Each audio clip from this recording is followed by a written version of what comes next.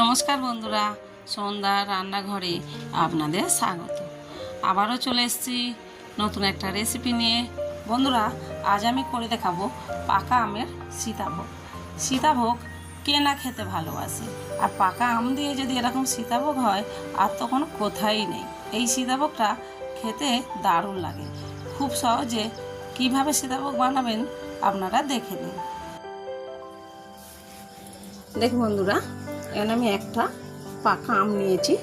দেখুন, বড় সাইজের পাকা আম নিয়েছি। এবার এই আমটাকে আমি কেটে নেব।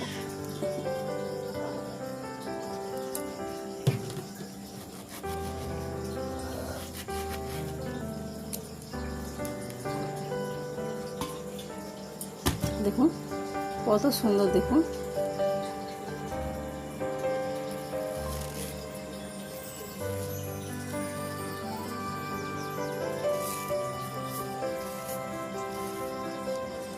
এবার এই আমগুলো আমি একটা মিক্সির জার নিয়েছি। এই জারের মধ্যে আমগুলো তুলে নেব।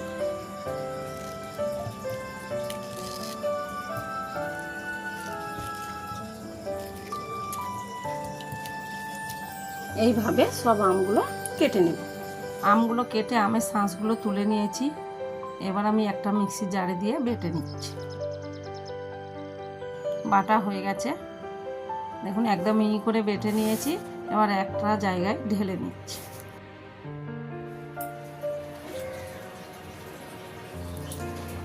এখন বন্ধুরা, আমি আমের নথ নিয়েছি এক বাটি।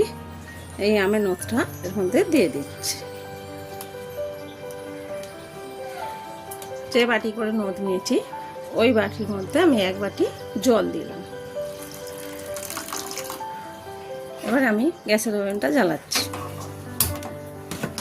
এবারে জলের সাথে আমের নথটা ভালো করে মিশিয়ে নিচ্ছি।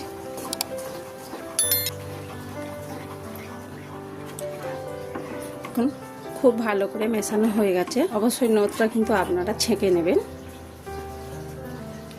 অল্প একটু নুন দিয়ে দিলাম।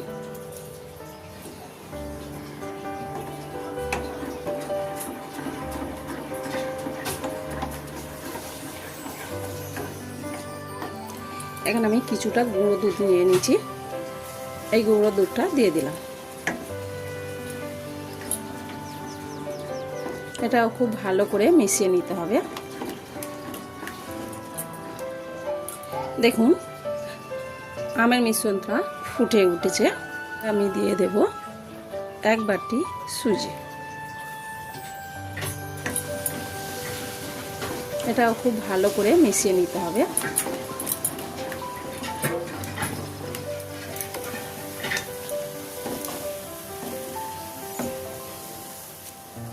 দেখুন সুজিটা দিয়ে ভালো করে মিশিয়ে নিয়েছি।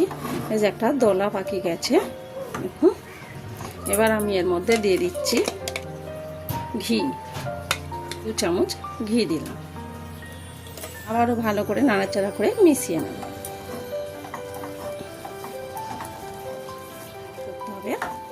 তো দেখুন হয়ে গেছে। আমি লাভিয়ে নিচ্ছি। যতক্ষণ সুজির মিশ্রণটা ঠান্ডা হচ্ছে ততক্ষণ আমি এখানে একটা প্যান বসেছি। এর মধ্যে এক বাটি চিনি নিলাম। ওই বাটি মাপে জল দিলাম। 1.5 বাটির মতো জল দিলাম। আর দিয়ে দিলাম সামান্য একটু নুন। এই সবগুলো ভালো করে নাড়াচাড়া করে চিনিটা গলিয়ে নেব। আর দিয়ে দিলাম 2টো এলাচ ফাটিয়ে। এলাচটা দিলে এলাচের গন্ধটা খুব সুন্দর হয়, তাই 2টো এলাচ দিলাম।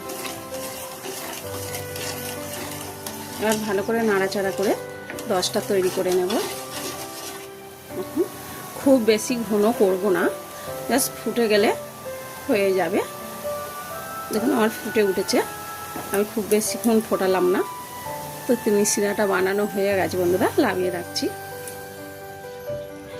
দেখুন বন্ধুরা, এখানে মিশ্রণটা আমি ঠান্ডা হতে দিয়েছি। ঠান্ডা হয়ে গেছে। এবার আমি হাতের মধ্যে একটু ঘি নিয়ে নিলাম। দেখুন ঘিটা হাতের মধ্যে নিয়ে নিচ্ছি। এবারে আমি ভালো করে সুজির মিশ্রণটা মাখিয়ে নেব।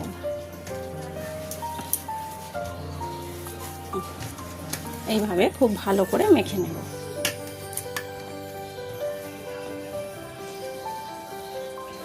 দেখুন বন্ধুরা, খুব ভালো করে মেখে নিয়েছি।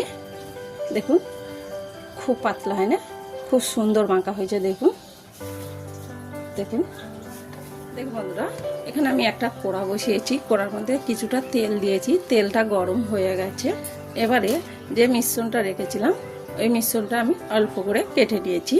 আর দেখুন এখানে একটা গ্রেটার নিয়েছি, এই গ্রেটারের সাহায্যে আমি এর মধ্যে গ্রেট করে নেব। দেখুন সীতাভোগটা ফেলবো।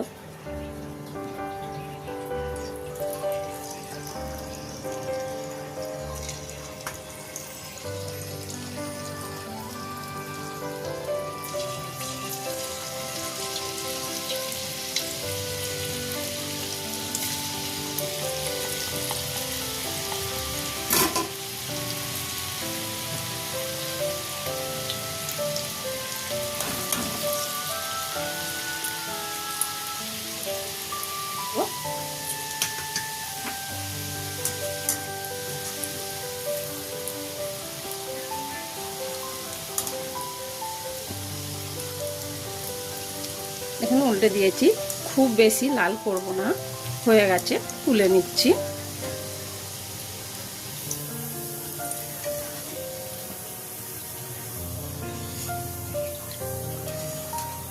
দেখুন কত সুন্দর হয়েছে। দেখুন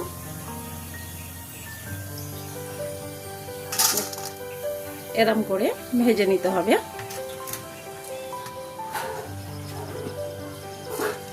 আবারও নিয়েছি একই রকম ভাবে।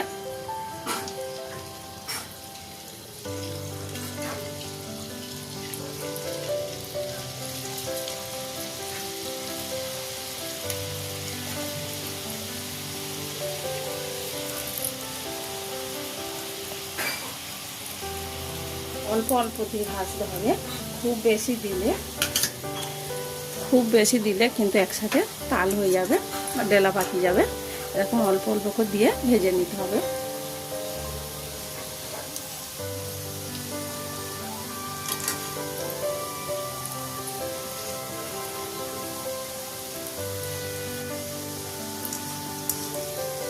ভাজা হয়ে গেছে, তুলে নিচ্ছি।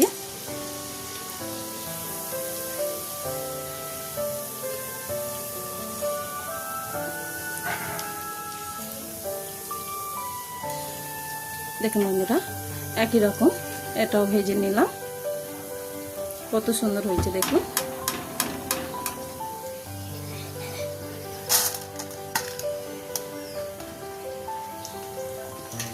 এইভাবে সবগুলো ভেজে নেব। দেখুন কত সুন্দর হয়েছে। দেখুন কত সুন্দর মরমর করছে। দেখুন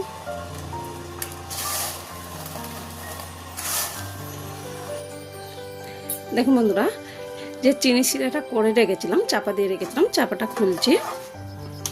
দেখুন আমি একটু হালকা গ্যাসটা ধরিয়ে দিয়েছি, ভালো গরম হয়ে গেছে। দেখুন ধোঁয়া উঠছে। তবে এর থেকে বেশি গরম করব না, গ্যাসের ওভেনটা বন্ধ করে দিয়েছি। এবারে আমি যে সীতাভোগগুলো ভেজে রেখেছিলাম ওইগুলো দিয়ে দিচ্ছি।